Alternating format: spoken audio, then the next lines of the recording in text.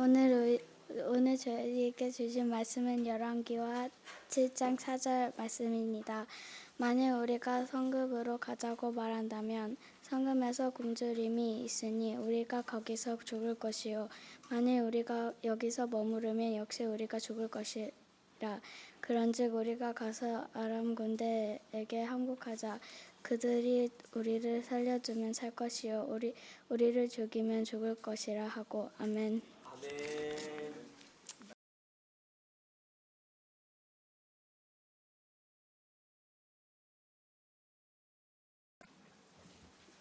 지금 저희들은 열왕기하 말씀을 묵상하고 있습니다. 지난 한 주간 말씀을 묵상해 보셔서 알겠지만 참 어려운 내용들입니다. 내용이 어려운 것이 아니라 그 성경에 기록된 내용을 자신의 것으로 받아들이기가 조금 어려운 내용들이 계속 열왕기하 말씀을 통해서 진행되고 있습니다. 오늘 본문도 그 가운데 하나입니다. 굉장히 상식적으로 이해하기 힘든 내용들이 오늘 본문에 많이 기록되어 있습니다. 성도님들은 살아가시다 보면서 그런 얘기를 한번 들어봤을 것입니다. 사면초가 우리 한국에서 나고 자라신 분들은 뭐 당연히 그 뜻을 잘 아시겠지만 여기에서 나고 자란 친구들은 그 말을 한 번은 들어봤을 텐데 그 뜻이 무엇이 하는데, 사면초가는 양쪽 동서남북에서 초나라 노래가 들린다 이런 뜻입니다. 그게 무슨 말이냐면 포위가 되어서 더 이상 어떻게 손을 쓸 수 없을 지경으로 심각한 상황에 놓여 있다. 그럴 때 우리는 그것을 사면초가다 그런 말을 합니다. 오늘 본문에서 북이스라엘 백성들이 바로 사면초가의 상황에 놓여 있습니다. 지난주 말씀을 묵상해 보셔서 알겠지만 아람의 왕 벤하닷이라고 하는 사람이 북이스라엘을 공격해 왔습니다. 그런데 그 공격이 얼마나 심했든지 열왕기하 7장 25절에 이런 내용이 기록되어 있었습니다. 어저께 내용입니다. 그렇죠? 나귀 머리 하나, 그러니까 우리가 그 짐승 나귀 머리 하나에 얼마에 팔렸냐면 은 80세겔에 팔렸다 그랬습니다. 그냥 지금 현재 단위로 약 환산을 대략적으로 해보면 나귀 머리 하나에 약 1,600만 원에 거래가 되었다. 있을 수 없는 일이죠. 참으로 기괴한 현상이 발생했는데 더 중요한 것은 하나의 어머니가 다른 어머니와 약속을 하고 오늘은 우리 아이를 잡아먹고 배가 부리면 다음날 당신의 아이를 잡아먹자고 하는 그런 현상들이 지금 북이스라엘에서 발생했다는 사실입니다. 이것은 있을 수 없는 너무나 어려운 사면초가의 상황이었는데 이 상황을 예언으로서 해결한 사람이 있습니다. 그 사람이 바로 엘리사입니다. 어저께 본문 1절 2절 반복되는 내용이지만 한번 제가 다시 읽어보겠습니다. 7장 1절과 2절입니다. 엘리사가 이르되 여호와의 말씀을 들을지어다.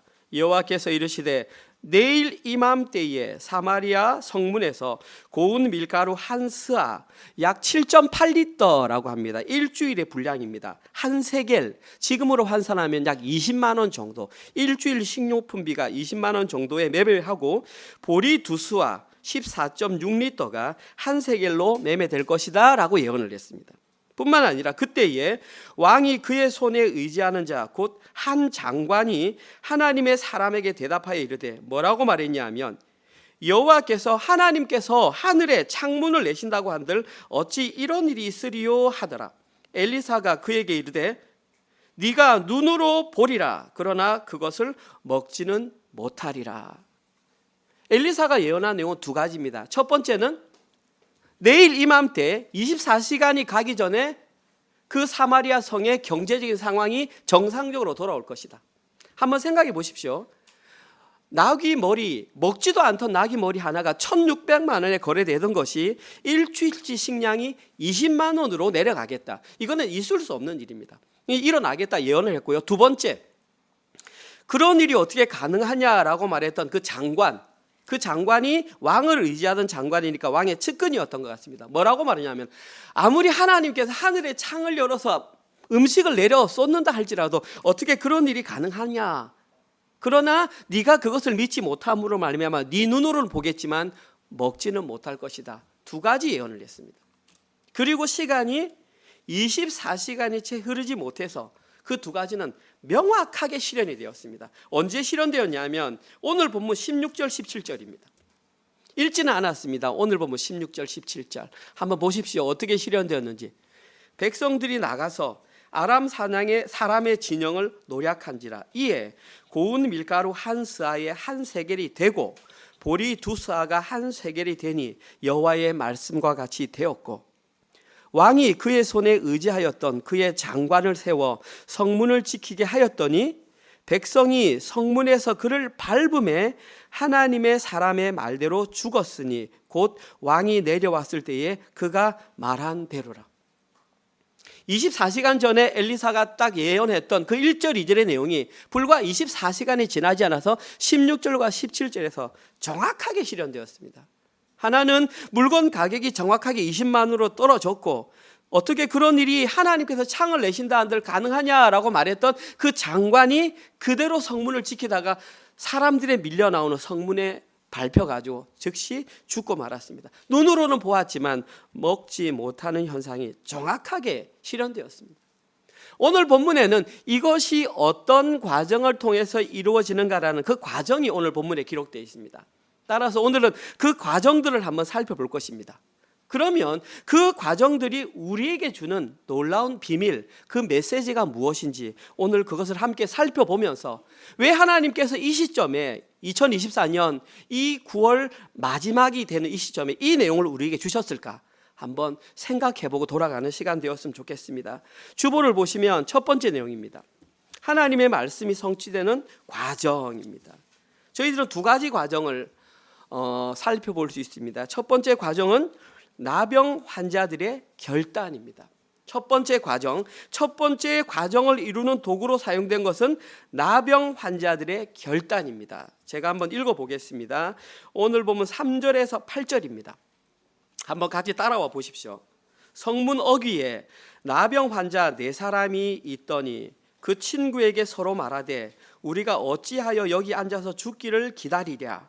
만일 우리가 성읍으로 가자고 말한다면 성읍에는 굶주림이 있으니 우리가 거기서 죽을 것이요, 만일 우리가 여기 머무르면 역시 우리가 죽을 것이라. 그런즉 우리가 가서 아람 군대에게 항복하자. 그들이 우리를 살려두면 살 것이요 우리를 죽이면 죽일 것이라. 오늘 설교 제목입니다. 아람 진으로 가려 해 질 무렵에 일어나 아람 진영 끝에 이르러 본즉 그곳에 한 사람도 없으니 이는 왜냐하면 주께서 하나님께서 아람 군대로 병고 소리와 말소리와 큰 군대의 소리를 듣게 하셨으므로 아람 사람이 서로 말하기를 이스라엘 왕이 우리를 치려하여 헷 사람의 왕들과 애굽 왕들에게 값을 주고 그들을 우리에게 오게 하였다 하고 해질 무렵에 일어나서 도망하되 그 장막과 말과 나귀를 버리고 진영을 그대로 두고 목숨을 위하여 도망하였습니다. 그 나병 환자들이 그 진영 끝에 이르자 한 장막에 들어가서 먹고 마시고 거기서 은과 금과 의복을 가지고 가서 감추고 다시 와서 다른 장막에 들어가 거기서도 가지고 가서 감추니라. 8개의 동사가 한꺼번에 사용되었습니다. 여기에서 저희들은 분명한 하나님의 도우심을 볼 수 있습니다. 첫 번째 우리가 가장 먼저 살펴봐야 할 것은 누구를 도구로 사용하셨는가 하는 것입니다. 결단을 실행했던 주체는 오늘 본문에서는 나병 환자들로 나와 있습니다. 여러 가지가 의미가 있겠죠. 그런데 그때나 지금이나 나병 환자는 가장 공통적으로 주장하는 것은 불결한 자들입니다. 너무나 불결한 자들이기 때문에 그들은 성 안에 들어가 살 수 없었고 사람들과 어울려 살 수도 없었습니다. 지금으로 말하면 결단할 능력이 전혀 없어 보이는 자들을 하나님께서 들어서 그들을 도구로 사용하셨다는 것입니다. 오늘 본문에는 그들이 어느 정도로 못 들어갔냐 하면 3절에 보시면 이렇게 나와 있습니다. 그들이 성문 어귀에 있었다. 저기 성문 어귀는 게이트입니다. 게이트 엔트런스입니다. 성문 입구에 그들은 딱 서 있었습니다. 왜냐하면 성문에는 이미 군사들이 막고 있었고 안에는 굶주리고 있었고 그들이 하는 말이 뭐라고 그럽니까? 4절에서 우리가 성문에 들어간다 한들 사람들에게 맞아 죽든지 거기서도 먹을 게 없으니까 죽을 것이고, 좋아, 그러면 여기 서서 기다린다고 하면 먹을 것이 없기 때문에 또 죽을 것이고, 마지막 세 번째 우리가 결단할 수 있는 것은 단 한 가지밖에 없다. 그것은 아람 진영에 들어가서 우리가 항복을 하자. 그리고 만약에 그들이 항복을 받아주면 그들의 음식을 먹고 살고, 그들이 항복을 받아주지 않는다면 우리는 거기서 그대로 죽자. 누군가가 그렇게 제안을 했고 사람들은 거기에 동의를 했습니다. 하나님께서는 때로는 너무나 터무니없어 보이는 그 제안을 하나님의 도구로 사용하실 때가 있다는 말입니다.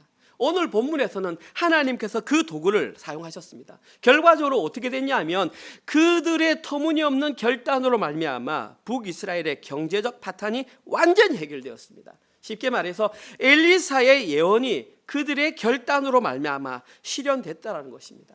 다시 말해서 하나님께서는 나병 환자들의 죽으면 죽으리라고 하는 그 결단이 말씀이 성취되는 수단으로 사용하셨다라는 것입니다. 이러한 죽으면 죽으리라는 결단이 섰던 나병 환자들이 언제 움직이기 시작했냐면 오늘 본문 5절에서는 그들이 해질 무렵에 옮겨갔다고 했습니다. 두 번째 중요한 내용입니다. 첫 번째 중요한 내용은 나병 환자들을 사용하셨다. 두 번째는 해질 무렵에 그들이 일어났다가 중요합니다. 나중에 뒷절에 보시면 알겠지만 해질 무렵에 아람 군사들이 움직여 갔다라는 것입니다. 해질 무렵에 그들이 떠벅떠벅 걸어갔는데 놀라운 기적이 발생했습니다. 그들이 해질 무렵에 발을 옮기는 순간 하나님께서는 그들의 발걸음 소리를 아람 군대에는 엄청난 병거 소리와 말소리와 큰 군대의 소리로 들리게 만드셨다는 것입니다. 제가 말씀드렸잖아요. 있을 수 없는 일이라고. 4명의 나병 환자가 터벅터벅 걸어가는데 하나님께서는 그 터벅터벅 거리는 소리를 병거와 말소리와 큰 군대의 소리로 들리게 했다라는 사실입니다. 중요한 것은 믿기지는 않지만 실제로 그것이 일어났다라는 사실입니다. 그리고 왜 이런 일이 발생할 수 있었는지 여기에 대해서 설명할 수 있는 사람은 아무도 없습니다. 오직 하나님만 설명할 수 있습니다. 다만 우리는 이것을 믿음으로 받아들이느냐 받아들이지 못하느냐의 문제입니다. 그리고 이런 일이 있었던 중요한 내용은 뭐냐면 너무나 놀라운 사실은 그 소리가 얼마나 두려웠던지 아람 군대는 장막에 있는 모든 물건과 말과 나귀를 그대로 두고 도망갔다는 것입니다. 한번 상상해 보십시오. 아무리 그 소리가 크게 들려도 장막에 있는 물건을 챙겨갔을 것이고 심지어 말은 타고 도망가면 더 빨리 갈 수 있습니다. 그런데 왜 말을 두고 갔을까요? 그만큼 급박한 생명의 위협을 느꼈다는 것입니다. 일본 사람들이 그렇잖아요. 지금도 가끔 발생하지만 쓰나미 해일이 일어나면 윙 사이렌이 울리면 그 사람들은 차고 집이고 모든 것 다 버려두고 다 산으로 도망가지 않으면 다 죽어버린단 말입니다. 오늘 지금 여기서 그들이 느꼈던 것이 바로 그런 큰 두려움을 느꼈다는 것입니다. 이들이 느꼈던 두려움은 지금 우리들이 상상하는 그러한 두려움보다 훨씬 더 크고 놀라운 두려움이 그들 마음속에 들어갔다라는 사실입니다. 그 결과 그들은 텅텅 비게 되었고 나병 환자들이 거기 들어갔을 때에 장막에 들어가서 마음껏 먹고 마셨을 뿐만 아니라 그들이 평생에 가져보지 못했던 은과 금과 보석들을 마음껏 취했습니다. 아까 제가 읽을 때 말씀드렸습니다. 저기에는 8가지 동사가 전부 미완료 용법으로 사용되어서 했고 연속적으로 사용되었음을 충분히 알 수 있습니다. 그리고 이 모든 것은 그들이 죽으면 죽을 것이라고 하는 그 결단의 결과의 하나의 현상이라는 것입니다. 이처럼 오늘 본문에서 하나님께서는 이러한 나병 환자들의 결단을 통하여 하나님의 예언이 성취되도록 사용하셨습니다. 첫 번째 열쇠입니다. 오늘 본문에 하나님께서 사용하셨던 두 번째 열쇠는 나병 환자들의 행함입니다. 복음을 그들의 입술로 직접 전한 것입니다. 오늘 본문 9절에서 15절 내용입니다. 조금 길지만 제가 천천히 읽어보겠습니다. 나병 환자들이 그 친구에게 서로 말하되 우리가 이렇게 해서는 아니 되겠도다. 오늘은 아름다운 소식이 있는 날이거늘 우리가 침묵하고 있도다. 만일 밝은 아침까지 기다리면 벌이 우리에게 미칠지니 이제 떠나 왕궁에게서 알리자 하고 가서 성읍 문지기를 불러 그들에게 말하여 이르되 우리가 아람 진에 이르러서 보니 거기 한 사람도 없고 사람의 소리도 없고 오직 말과 나귀만 매어 있고 장막들이 그대로 있더이다 하는지라. 그가 문지기들을 부르매 그들이 왕궁에 있는 자에게 말하니 왕이 밤에 일어나 그의 신복들에게 이르되 아람 사람이 우리에게 행한 것을 내가 너희에게 알게 하노니 그들이 우리가 줄인 것을 알고 있으므로 그 진영을 떠나서 들에 매복하고 스스로 이르기를 그들이 성읍에서 나오거든 우리를 사로잡고 성읍에 들어가겠다 한 것이리나 하니 그의 신하 중 한 사람이 대답하여 이르되 청하건대 아직 성중에 남아있는 말 5마리를 취하고 사람을 보내 정탐하게 하소서. 그것들이 성중에 남아있는 이스라엘 무리 곧 멸망한 이스라엘 곧 온 무리와 같으니이다 하고 그들이 병거 둘과 그 말들을 취한지라 왕이 아람 군대 뒤로 보내며 가서 정탐하라 하였더니 그들이 그들의 뒤를 따라 요단에 이른즉 아람 사람이 급히 도망하느라고 버린 의복과 병기가 길에 가득하였더라. 사자가 돌아와서 왕에게 알리니.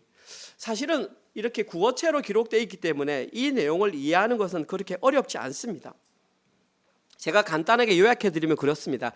그 아람 진영에 들어가서 자기만의 잔치를 벌이고 있던 이 나병 환자들은 누가 먼저라고도 말할 것 없이 네 사람이 오늘 본문 9절에서 서로를 바라보면서 이렇게 말했습니다. 뭐라고 말했냐면 우리가 이렇게 해서는 아니 되겠도다. 여기에 기록된 아니 되겠도다라고 하는 말의 원어가 뭐냐면 로캔입니다. 롯은 강한 부정입니다. 절대 안 된다. 캔의 다른 뜻이 뭐냐면 쿤, 세우다 이런 뜻입니다. 그 세우다라는 뜻에서 똑바로 서다, 진실하다.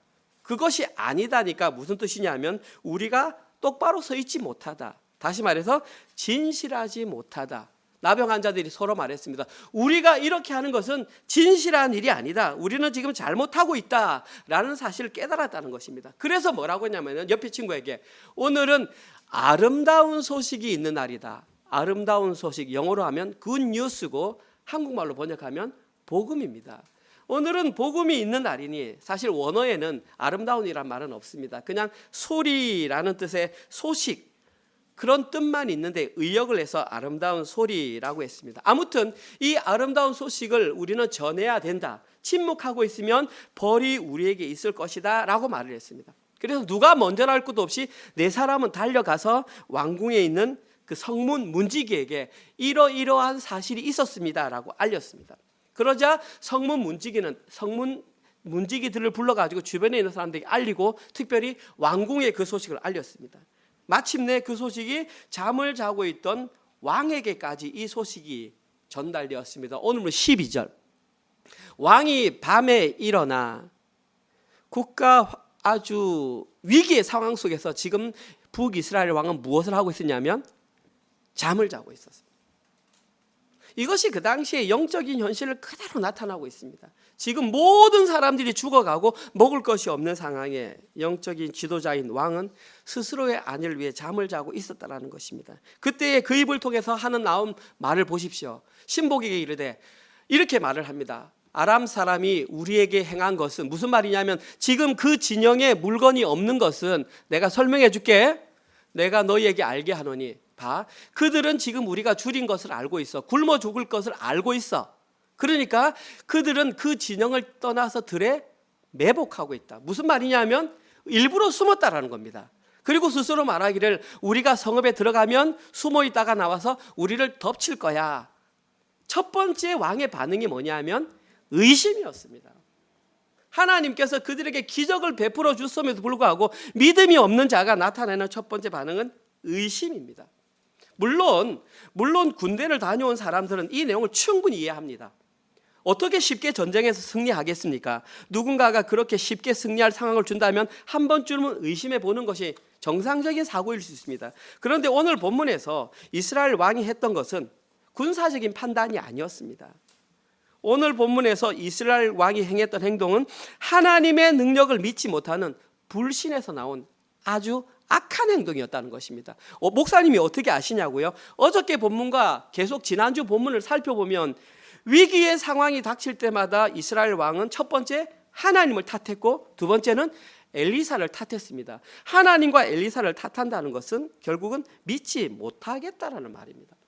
만약에 여기서 멈추었다면 이스라엘은 그 풍요를 경험하지 못했을 것입니다. 그런데 불행 중 다행인지 하나님께서는 한 사람을 준비해 두셨습니다. 다음 절에 신하 중 한 사람이 이렇게 말합니다. 오늘 보면 좀 어렵게 되어 있습니다. 한 사람이 대답하여 이르되 청하건대 아직 성중에 남아있는 말 5마리가 있으니까 그것을 취해서 사람을 보내 정탐하게 하자.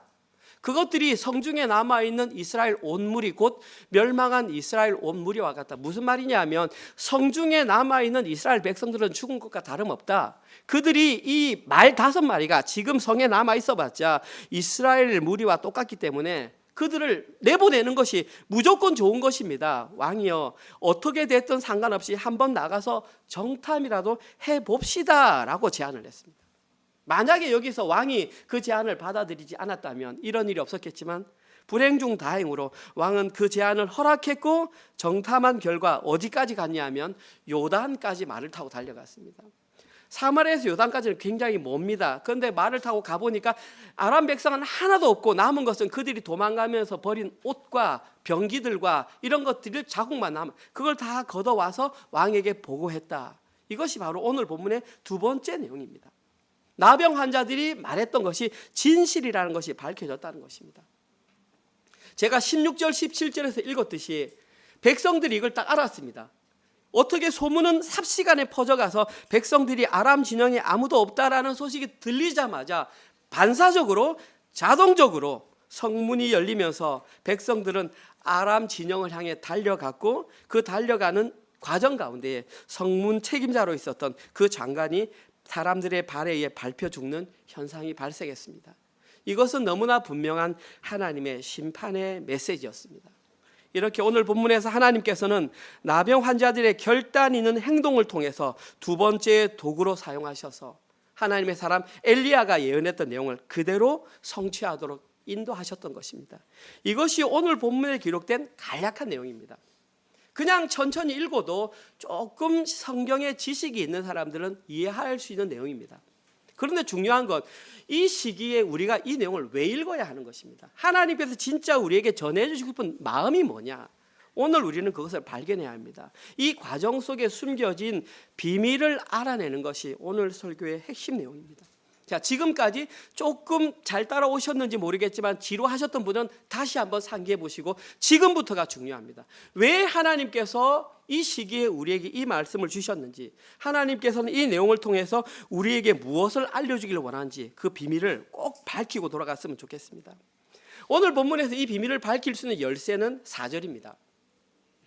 오늘 설교의 제목인 그들이 죽이면 죽으리라 라고 하는 그 나병 환자들의 고백, 그 결단이 오늘 비밀을 푸는 가장 중요한 열쇠입니다. 저는 그렇게 생각합니다. 이들이 이렇게 고백했을 때에 나병 환자들이 아마도 그 당시 나병 환자들은 자신은 어차피 죽게 되었으니까 자포자기하는 심정으로 아마 그러한 결단을 했을 것이라고 저는 생각합니다.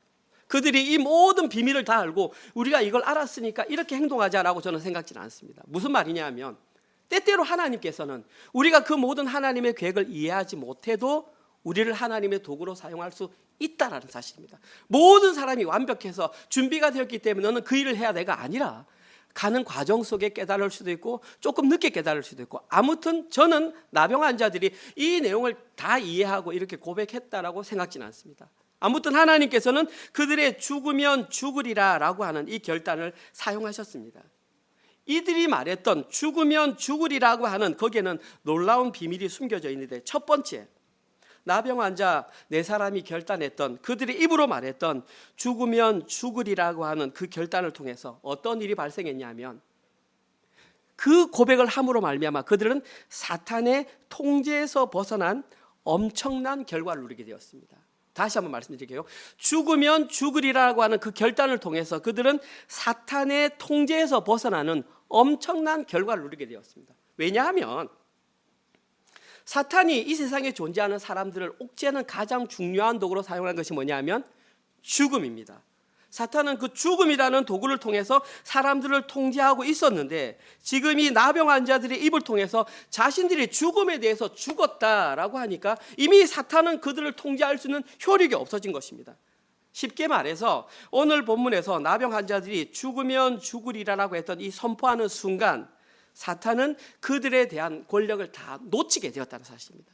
물론 나병 환자들은 이 내용을 잘 몰랐을 것입니다. 나중에 차차차차 그 의미가 무엇인지 밝혀집니다. 그리고 그 결과로 인해 4명의 나병 환자들은 이제는 더 이상 죽음을 두려워하지 않을 수 있는 존재, 세상에서 죽음을 두려워하지 않으면 더 이상 두려워할 것이 없는 존재가 이들이 되었다는 사실이 오늘 본문의 내용입니다.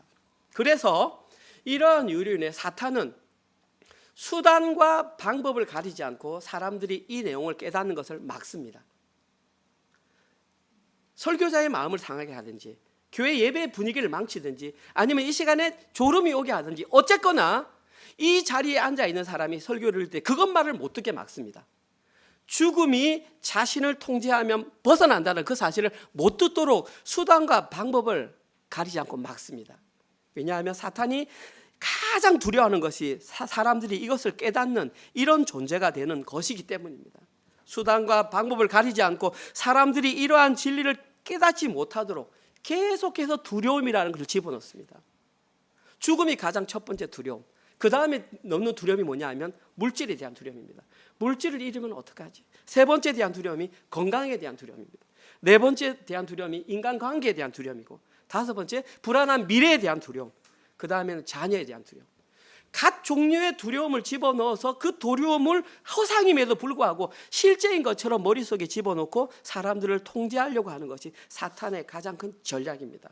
그런데 사람들이 죽음의 두려움에서 벗어나는 순간 놀라운 일이 발생하는데, 그게 뭐냐 하면 죽음은 더 이상 사탄의 도구가 아니라 하나님의 구원을 밝히는 도구로 사용된다는 것입니다. 이것이 핵심 내용입니다. 죽음이라는 가치 중립적인 것이 사탄이 가지고 있으면 두려움의 존재가 되지만, 그것에 벗어나서 하나님의 도구가 되는 순간 그것이 바로 구원의 도구로 사용된다는 것이 오늘 본문의 핵심입니다. 이 제 얘기가 아니고요, 잘 들으셔야 합니다. 오늘 지금 이 시간 제가 성경 창세기부터 계시록까지 말씀을 드릴 텐데, 계시록부터 창세기까지 그 내용이 일괄적으로 기록되어 있습니다. 첫 번째, 죽음이 구원의 수단으로 가장 먼저 사용된 성경 구절은 창세기 3장 21절입니다. 여호와 하나님이 아담과 그의 아내를 위하여 가죽옷을 지어 입혔더라. 선악과 사건 이후에 자기들이 죄인인 줄 알고 부끄러워서 무화과 나무 잎으로 자기들의 중요 부위를 가렸습니다. 하나님께서 나타나서 아담아 아담아 그랬더니 나무 뒤에 숨었습니다. 왜 숨었냐?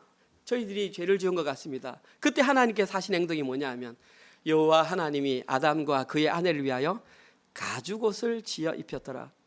가죽옷의 재료가 짐승입니다. 짐승. 그럼 하나님께서 이 가죽옷을 그에게 입혔다는 것은 누가 죽었다라는 것입니까? 짐승이 죽었다라는 얘기죠. 저는 그 짐승이 양이라고 생각합니다. 개인적으로. 하나님께서는 어떤 짐승, 양의 짐승을 잡아서 그 가죽을 벗겨서 아담과 하에게 죽었을 것입니다. 그리고 이 짐승의 죽음은 무엇으로 작용하냐 하면, 너희들이 어떠한 방법으로 구원받을지 내가 힌트를 주는 거야. 클루를 주는 거야. 실마리를 발견해야 돼. 이것이 성경에 기록된 첫 번째 죽음이 구원의 수단으로 사용된 것입니다. 비록 선악과 사건으로 죽을 수밖에 없었지만 그들을 향한 하나님의 사랑은 멈추지 않는 것입니다. 그러니까 하나님께서 그들이 살 수 있는 방법을 힌트로 주셨습니다. 하나님의 사랑은 여전히 흐르고 있다. 뿐만 아니라 예수 그리스도를 통한 십자가 복음은 임시 방편으로 생긴 게 아닙니다. 창세 전에 이미 어떤 방법으로 자기 백성을 어떻게 구원할지 하나님께서는 다 작정해 두셨다는 것이 여기에서 증명이 됩니다. 두 번째, 죽음이 구원의 수단으로 사용된 또 다른 죽음은 아벨의 죽음입니다. 얼마 뒤에 있었던 사건입니다. 아벨은 그의 형 가인에 의해 억울하게 죽음을 당하였습니다. 인류 최초의 살인사건이죠. 그리고 가인이 아벨을 죽였던 이유는 여러분이 너무나 잘 아시는 것처럼 하나님께서 아벨의 제사만 받으시고 자신의 제사는 받지 않았다는 내용 때문입니다. 창세기 4장 2절에서 5절입니다. 그가 또 가인의 아우 아벨을 낳았는데, 아벨은 양치는 자였고 가인은 농사하는 자였더라. 세월이 지난 후에 가인은 땅의 소산으로 제물을 삼아 여호와께 드렸고, 아벨은 자기도 양의 첫 새끼와 그 기름으로 드렸더니 여호와께서 아벨과 그의 제물은 받으셨으나 가인과 그의 제물은 받지 아니하신지라. 가인이 몹시 분하여 안색이 변하니, 안색이 변했던 가인은 화가 나서 들에서 돌로 동생을 죽여버렸습니다. 인류 최초의 살인 사건이 발생했습니다. 그리고 그 이유는 하나님께서는 아벨의 제사만 받으시고 가인의 제사는 받지 않았기 때문입니다. 중요한 것은 하나님께서는 왜 가인의 제사만 안 받으셨던 걸까요? 왜 아벨의 제사만 받으셨던 것일까요? 여기에 대한 정답은 오직 하나님만 알고 있습니다. 많은 학자들이 해석하고 저도 여러 번 설교를 한 내용입니다. 그런데 진짜 정답은 하나님만 알고 있습니다. 너무나 감사한 것은 신약 성경에 여기에 대한 힌트를 내가 조금 줄게. 히브리서 11장 4절. 믿음으로 아벨은 가인보다 더 나은 제사를 하나님께 드림으로 의로운 자라 하시는 증거를 얻었으니, 일단 히브리 저자는 그 차이가 뭐냐면 믿음으로 드렸느냐 믿음으로 드리지 않았느냐로 분간했습니다. 하나님이 그 예물에 대하여 증언하심이라. 그가 죽었으나 그 믿음으로써 지금도 말하느니라. 다시 말해서 히브리 기자는 아벨은 믿음으로 제사를 드렸기 때문에 하나님께서는 그 제사를 받았고, 하나님께서 가인의 제사를 받지 않은 것은 가인이 믿음으로 제사를 드리지 않았기 때문이라고 히브리서 저자는 밝히고 있습니다. 여기까지는 어려움 없습니다. 자, 그럼 두 가인과 아벨의 큰 차이가 뭡니까? 그 중간 사이에 뭐가 있었냐면 피 흘림이 차이에 있었습니다. 아벨의 제사는 짐승을 잡음으로 피 흘림이 있었고 가인의 제사는 피 흘림이 없었습니다. 그래서 이 내용을 가지고 많은 설교자들이 그렇게 말합니다. 그러면 아벨의 제사는 피제사이기 때문에 받았고 가인의 제사는 농산물이기 때문에 안 받으셨다. 아니에요. 하나님께서는 소제라고 하는 곡식의 제사도 받으셨어요. 그리고 말라기에서 뭐라고 그랬냐면 나는 너희들이 드리는 이제 제사가 역겨워서 못 받겠다. 너희들이 아무리 많은 피의 제사를 드려도 나는 못 받겠다 말했어요. 이 말인즉슨 피 자체가 중요한 게 아니라는 것이죠. 피가 의미하는 믿음의 의미가 빠져 있었다는 것이죠. 다시 말해서 아벨은 알았는데 가인은 몰랐어요. 뭐를? 하나님께서 아담과 하와에게 가죽옷을 입힌 그것이 어떤 죽음의 의미인지를 아벨은 알았어요. 깨달아서 짐승으로 바쳤고요. 가인은 몰랐기 때문에 그냥 자기 거로. 만약에 가인도 알았으면 어떤 짐승의 제사를 드렸을지도 몰라요. 그러나 성경은 그렇게 안 나와 있다는 것입니다. 두 번째, 죽음이 구원의 수단으로 사용된 가인과 아벨의 사건. 마지막 세 번째, 확실한 사건. 죽음이 구원의 수단으로 사용된 것은 이것보다 더 명확한 사건은 없습니다. 6월절 어린 양 사건입니다. 출애굽기 12장 5절에서 7절 내용입니다. 너희 어린 양은 흠 없고 1년 된 수컷으로 하되 양이나 염소 중에서 취하고 이달 열나흘 날까지 간직하였다가 언제? 해질 때에. 나병 환자들이 언제 움직였다고요? 해질 때에. 그때의 역사가 일어났습니다. 이스라엘 회중이 그 양을 잡고 그 피를 양을 먹을 집 좌우 문설주와 임방에 바르고, 너무나 잘 아시는 출애굽 6월절 사건입니다. 어린 양을 잡아서 그 피를 문설주와 임방에 발랐고 그것을 순종한 사람의 집에는 죽음이 넘어갔다. 6월절이다. 그 집에 구원이 일어났고 그 내용을 알았지만 그렇게 행동하지 않은 사람 집에는 심판이 일어났다. 이보다 더 명확하게 죽음이 구원의 수단으로 사용된 내용은 없습니다. 결국 이 죽음이라는 어떤 가치 중립적인 것이 하나님의 도구이냐 사탄의 도구이냐에 따라 살리냐 죽으냐의 기준이 된다라는 것입니다. 이 정도면 충분히 그 죽음이 무엇을 의미하는지 우리는 알게 되었습니다. 그러면 결국 그 죽음이 의미하는 바가 무엇이었느냐? 성경에 이렇게 말하고 있습니다. 장차 그 죽음은 이렇게 드러날 것이다. 가르치고 있는 분명한 목표는 이사야서 53장 3절입니다. 그 죽음이 뭔 줄 아니? 이사야 선지자를 통해서 말해줄게. 그는 사람이네요. 멸시를 받아 사람들에게 버림받았으며 강고를 많이 겪었으며 질고를 아는 자라. 마치 사람들이 그에게서 얼굴을 가리는 것 같이 멸시를 당하였고 우리도 그를 귀히 여기지 아니하였도다. 그 사람이 있는데 어떤 특징이냐면 멸시를 받고 버림을 받고 강고를 겪고 질고를 알고 사람들이 얼굴을 가리는 것 같고 멸시를 당하여서 그를 귀하게 여기지 않았다. 그를 십자가에 잡아 죽였다. 저희들은 여기에 기록된 내용이 예수 그리스도를 상징한다는 것을 너무나 잘 알고 있습니다. 어떻게? 신약 성경을 통해서 계속해서 묵상을 하고 있기 때문에 저 내용은 예수 그리스도를 나타내는 우리는 알고 있습니다. 너무나 놀라운 사실은 예수님이 태어나기 700년 전에 저게 예언되었다는 것입니다. 이사야 선지자의 입을 통해서 어떤 사람이 태어날 건데 그 사람은 멸시를 받고 어떻게 하고 우리가 다 알고 있는 십자가의 죽음에 관한 내용을 마치 자신이 본 것처럼 정확하게 기록했다는 사실입니다. 이것이 의미하는 것은 이사야 선지자는 그 죽음이 무엇을 의미하는지 성령님의 은혜로 명확하게 알고 그 대상자가 예수라는 것은 몰랐겠죠. 메시아가 그런 삶을 살 것이라는 것을 명확하게 알았다는 것입니다. 결론적으로 그렇습니다. 오늘 본문에서 나병 환자들이 결단했던 그 죽으면 죽으리라라는 결단은 예수님의 십자가 복음을 통한 구원을 알려주는 하나의 비밀의 열쇠였다라는 것입니다. 그들이 그것을 정확하게 알았던 알지 못했던 그들은 도구로 사용되었습니다. 자, 중요한 것은 이제 이 비밀을 아는 자가 어떤 자이냐, 신약 성경에서 이렇게 말하고 있습니다. 사도 요한계시록, 요한복음, 요한 1, 2, 3서를 기록했던 사도 요한은 요한계시록 12장 11절에서 그들이 누구인지 이렇게 밝힙니다. 보십시오. 또 우리 형제들이 어린 양의 피와 자기들이 증언하는 말씀으로서 그를 이겼으니, 그는 사탄을 말합니다. 더 이상 죽음에 대해 두려움을 느끼지 않는 자, 이겼으니 그들은 죽기까지 자기들의 생명을 아끼지 아니하였도다. 죽음의 권세가 무엇인지를 아는 사람은 그 의미를 알았을 때에, 승리를 알았을 때에 더 이상 죽음에 대한 두려움을 느끼지 않는다라는 사실입니다. 이것이 바로 하나님께서 이 땅을 살아가는 성도들의 실체라고 우리에게 밝히고 있는 것입니다. 너희들이 바로 이런 자야. 너희들은 이제 그 죽음을 두려워할 필요가 없어. 왜냐하면 이미 승리했는데 왜 여전히 그게 끌려다니니? 자, 그래? 그럼 너희들이 어떤 자인지, 어떤 삶을 살아야 되는데 결론적으로 말해줄게. 요한계시록 14장 4절과 5절입니다. 이런 삶을 살라고 합니다. 이 사람들은, 죽음의 의미를 안 사람들은 여자와 더불어 더럽히지 아니하고 그들이 바로 순결한 자라. 그들은 어린 양이 어디로 인도하든지 따라가는 자며 사람 가운데서 속량함을 받아 구속을 받아 구원을 받아 처음 익은 열매로 하나님과 어린 양에게 속한 자들이니, 신분이 바뀐 자들이니, 주인이 바뀐 자들이니, 세계관이 바뀐 자들이니 이제는 어린 양에게 속한 자가 되었다라는 것입니다. 다음 절에 그들에게는, 그 입에는 거짓말이 없고 흠이 없는 자라. 이것이 하나님께서 우리에게 알려주는 그들의 삶의 모습이 이러하다는 것이죠.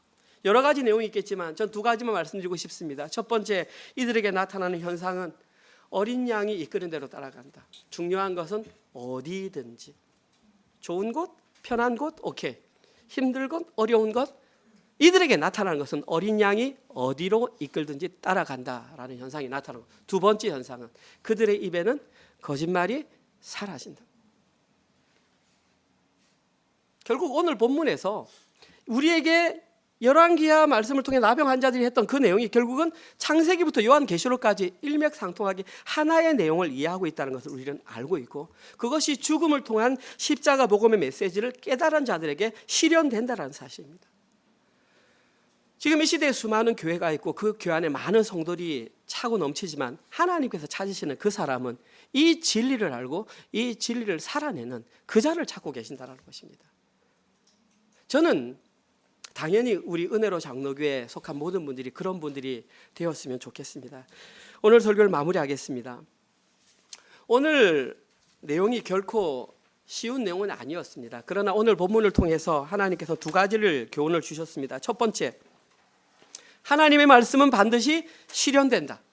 그런데 그 실현되는 사람이 우리가 실현될 만한 사람이 아니라 나병 환자와 같이 전혀 예상할 수 없었던 사람을 통해서 실현될 수 있다.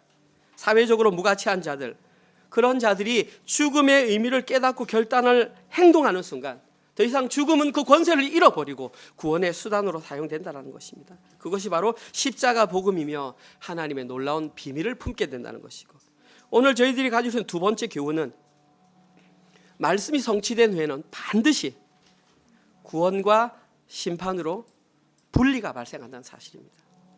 인간적으로 자격 없어 보였던 나병 환자들에게는 구원이, 권세를 가졌던 왕과 장관에게는 눈에 보임에도 불구하고 믿지 않음으로 그들에게 심판이 명확하게 선포되었습니다. 그럼 저희들이 그 구원을 누린 자, 죽음의 비밀을 아는 자가 되었다면 두 가지만 확인해 보면 됩니다. 첫 번째, 나는 어린 양이 이끄는 대로 어디든지 따라가고 있는가? 나의 입술에는 거짓이 사라지고 있는가? 스스로 확인은 저를 볼 필요도 없고요. 말씀에 본인이 비추어서 본인이 보면 내가 어디로 가고 있구나가 정확하게 드러나는 것 같습니다. 하나님께서는 이 시대에 이 장소에 여기 앉아 계신 분들이 그런 자들이 되길 소망하는 것 같습니다. 한 주간 동안 그런 삶을 살아내시기를 주님의 이름으로 축원드립니다. 아멘. 아멘. 하나님 감사합니다. 열왕기하 말씀을 통해서 그 안에 감추어진 십자가 복음을 깨닫게 하시니 감사합니다. 하나님, 이제는 십자가 복음을 깨닫고 소속이 바뀌고 주인이 바뀌고 세계관이 바뀐 자 되어 그런 자의 삶을 살아내게 하여 주시옵소서. 그리하여 어린 양 대신 예수 그리스도가 우리를 어디로 이끄든지 하나님 그 길로 따라가는 순종의 삶 살게 하시고 우리의 일상의 삶 가운데에 거짓말을 멀리하여 흠없고 순결한 자로 살아갈 수 있도록 우리 성도들 지켜주시옵소서. 한 주간 동안 열심히 우리에게 사업체와 직장을 주셨습니다. 우리에게 벌어진 그 수입을 하나님께 11조와 주정헌금과 감사헌금과 셀 모임 헌금으로 하나님께 올려드렸습니다. 함께 동참한 자들에게 하늘의 보화를 열어주셔서 그 창고가 가득 차고 넘칠 수 있는 은혜를 허락하여 주시옵소서. 또한 함께 동참하지 못한 자들이 있다면 동참할 수 있는 믿음을 허락하셔서 하나님 주님 앞에 나올 때에 빈손으로 나오지 않을 수 있는 은혜를 허락하여 주시옵소서. 이제는 우리 구주 예수 그리스도의 은혜와 하나님의 사랑하심과 성령님의 위로 교통 감화 깨닫게 하심이 소속이 바뀌고 주인이 바뀌고 세계관이 바뀐 자답게 예수 그리스도가 이끄는 대로 따라가기로 결단하는 사랑하는 은혜로 교회 모든 성도들 머리 위에와 지금 이 시간에도 세계 곳곳에 흩어져서 주의 복음을 증거하시는 사랑하는 선교사님들과 그들의 사역과 그들의 자녀들 머리 위에 지금부터 영원토록 함께 있을지어다. 아멘.